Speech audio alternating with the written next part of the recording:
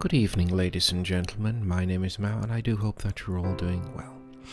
Now, I was doing some thinking, which is one of the more dangerous things that I do on occasion, about the changing of laws and morality and all that. Because I've come to the conclusion that the laws are more based on the way that the people are in that particular time, or in that country, for example. Example's the wrong word. How can I put this? How can I give an example, should I say? Okay, so do you guys remember when it used to be illegal to be gay?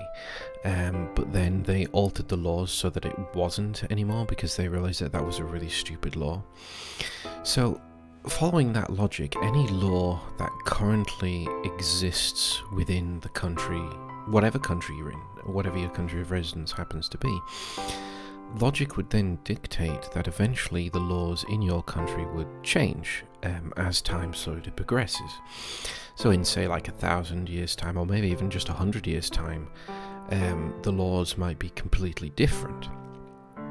So does that mean that if you break a law that is no longer the law in the future, or was never a law to begin with in the past, does it make it immoral to break that law, or is it something else entirely? Now that might be getting a little bit complicated, so allow me to explain. Let's get cannabis in here as an example of this, because I did a 10,000 word dissertation on cannabis, and the way in which it became illegal was actually kind of fascinating. Because nowadays, cannabis isn't really considered to be a particularly bad or hard drug. Now, interestingly enough, during my dissertation, I actually discovered that the people, the wider population of people, or the ones that took my test, widely consisted of people, almost to 100%, agreed that cannabis did not lead to the use of harder drugs. And the experts were the exact opposite, and they completely 100% believed that the use of cannabis led to the use of harder drugs. Now, the interesting thing is,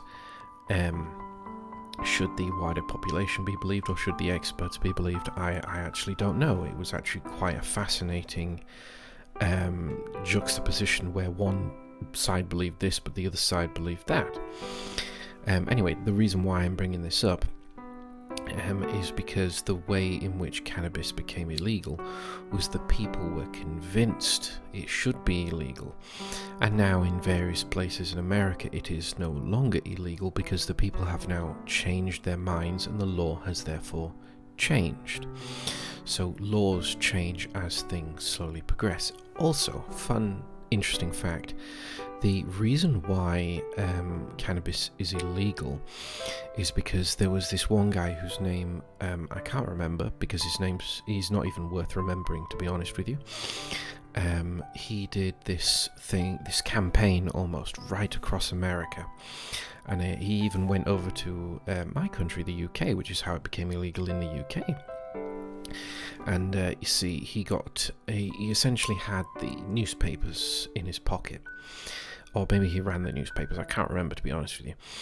And each week there would always be a drug, and then there would be a black guy, and he assaulted a white woman, and that's basically how he progressed. He was like, oh, and one day it was cannabis opinion, so it was, cannabis was taken by this black guy and he assaulted a white woman.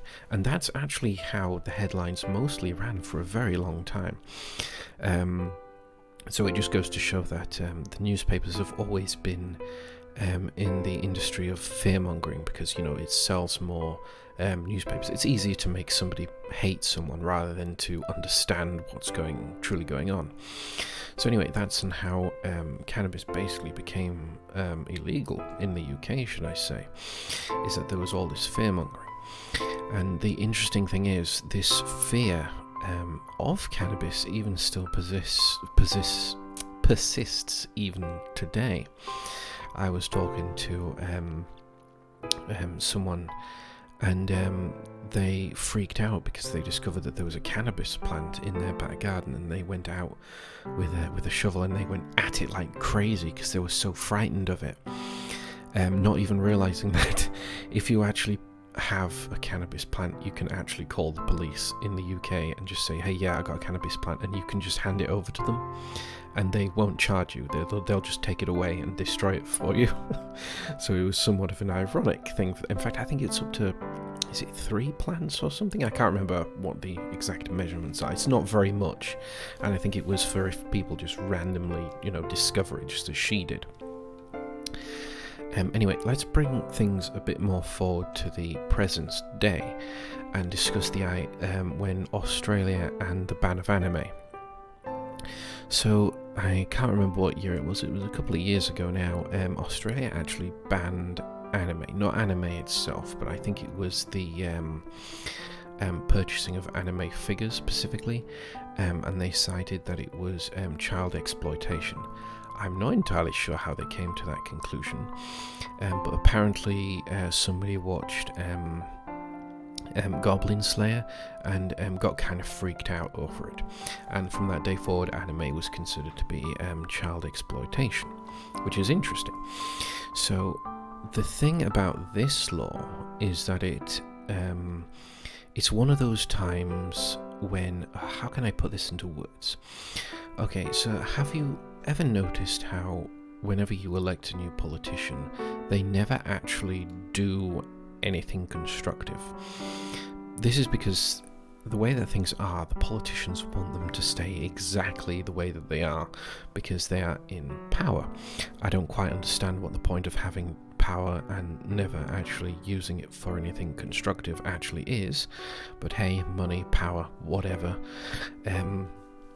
This is one of those times where a politician does something and what they're doing doesn't actually do anything or matter, but they're doing it to make it appear as though they're actually doing something. So this is again another way in which laws can be altered and changed and why they exist.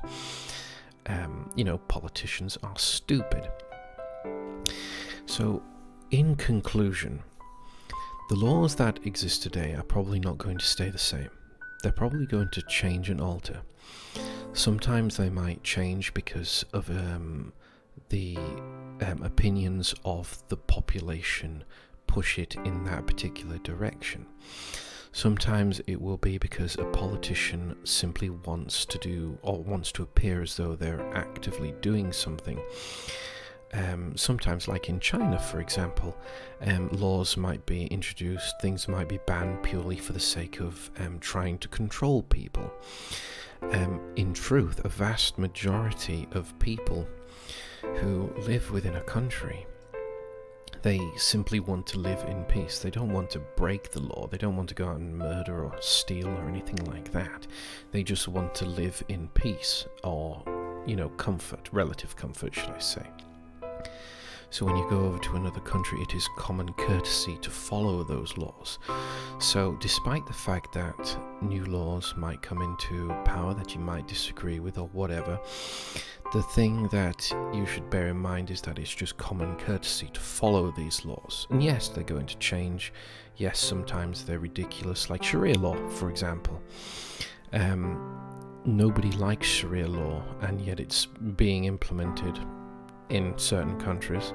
So that's basically everything that I wanted to say. I do hope that you've enjoyed the video. Never forget memento mori, and I shall see you in the next one.